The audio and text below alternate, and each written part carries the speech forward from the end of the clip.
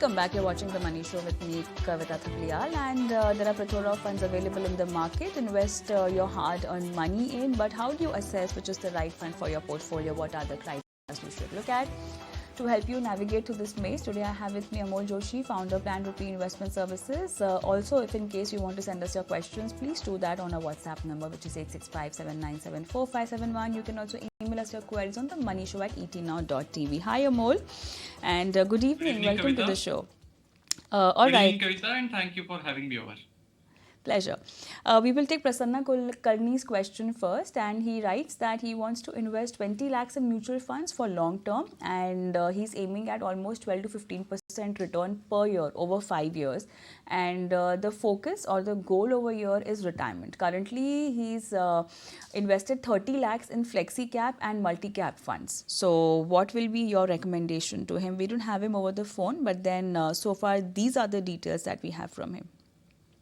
All right. So broadly, we will break our answer into three broader segments. First and foremost, Prashant Kulkarni wants to invest to retirement perspective in mind, and horizon from today onwards is 5 years.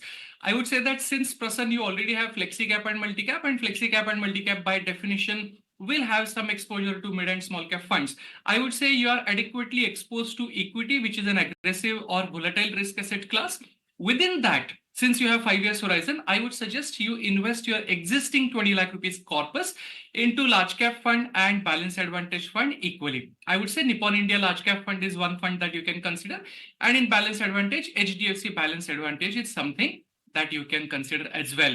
And the third part about 12 to 15% return. As we know, Nifty index, which is large cap index, is currently at a 16% and 15% CAGR for 3 and 5 year time frame. Both of these are above your requirement of, or rather, wish of 15%. But I would say, instead of getting surprised on the negative side, I would say temper your expectations somewhere close to 12% or so over a 5 year period. All right. Let's move on to our other question, which is from Rahul Ks, and he says that he would want to buy a house. I have no idea what's the time frame for that, but then it's clear that a house buying is his goal, and he needs to accumulate some corpus for that. And I think this is the first time he's starting his investment journey through mutual funds. So let's just give him a guideline of how can you align your financial portfolio for a specific goal. And if the goal is to buy your house, what is the groundwork that you need to do? Right, Kavita, absolutely. As you pointed out, we do not have, other than the financial goal, which is house, we do not have any other details. Typically, I would ask an investor what exactly your investment horizon is. Are you buying a home 3 years from now, 5 years from now, or 10 years from now? That's number one. Number two, what about your risk appetite? Have you invested in risk asset class? Can you see your capital going down by 10-20% during market correction? Today is one such day, although the extent of correction is pretty small. Also, I would like to know whether you are going to invest via SIP mode of investment or whether you have lump sum funds. But since we do not have these details, what exactly you should do? First and foremost, get your risk appetite measured from a professional, what kind of risk that you can tolerate, number one.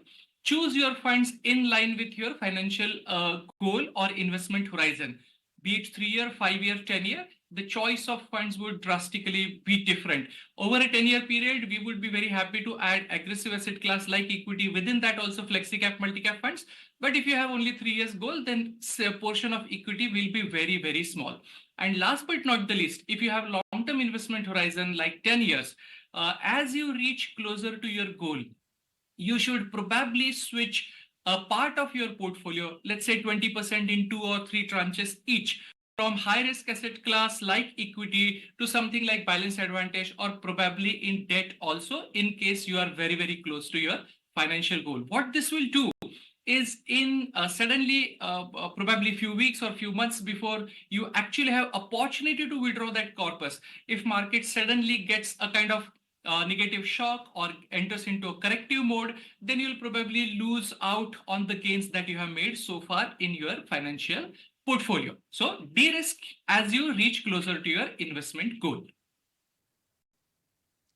Move on. I'll take Sunil's question, and he says that he's recently retired and wants to invest 40 lakhs in mutual funds, and then I think he wants to do SWP. I think he's confused between SIP and SWP over here, and he wants to do the best funds. And I think you also need to explain him the entire process of SWP, because if he's already retired and he wants to start doing his investment via SIP, there has to be certain duration of investment, certain investment duration which you need to keep your money invested in that particular fund, and then only you should be doing SWP. So first of all, is it really good if he opts for one? Because he's retired, so out of his entire portfolio, how much should be going in equity? That depends on the risk profile that he has. And then what should be the stay put time in those investment before he goes for a SWP? Right. All very important points, Kavita. Mr. Sunil, if you are listening to the program, as we have been mentioning, for SWP, there are two ways of doing an SWP. One is you have accumulated a corpus in the, it could be in any instrument, it could be in mutual fund, it could be your corpus in the PPF, it could be your corpus in some other financial instrument as well. If you have already accumulated the corpus, you start withdrawal, especially if you do not have any pension or any other financial product that you have planned for post-retirement monthly expenses. Then what you do is you systematically withdraw. SWP, as we all know, stands for Systematic Withdrawal Plan. In SIPs, what typically happens is you invest small amounts over a longer period of time and create a big corpus at the end. SWP is exactly opposite of that. You already have a corpus at hand and you will withdraw small amounts, probably on a monthly or quarterly basis, to sustain your expenses. Now, as Kavita mentioned, typically we suggest you should spend at least 3 to 5 years in the market so that your SIP, or rather, I'm sorry, your amount of investment actually grows to a certain extent. Over a 3-year period at 12%, or over a 5-year period, your 100 rupee corpus will probably grow to 135, 150, 160, so on and so forth. I'm talking about a 50-60% increment. And once you accumulate that corpus, then you should probably withdraw. Having said all of this, if your requirement is SWP for your monthly expenses, then I would suggest looking at existing market juncture that we are at, market valuations that we are at. You should typically start by investing into hybrid funds, equity hybrid funds. Okay. I think the time is up, but then what I would really want is, Sunil, if you're listening to us, do send us your question, because it's a part of your retirement portfolio and we really want to be very specific and precise and correct, in giving you the right kind of financial portfolio. Although Amol has tried his level best, but since we don't have you on the phone line and we have very few details to really go about it, so do send us your question once again.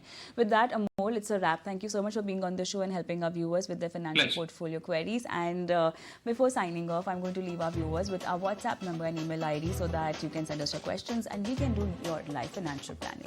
Thank you so much for watching. Goodbye.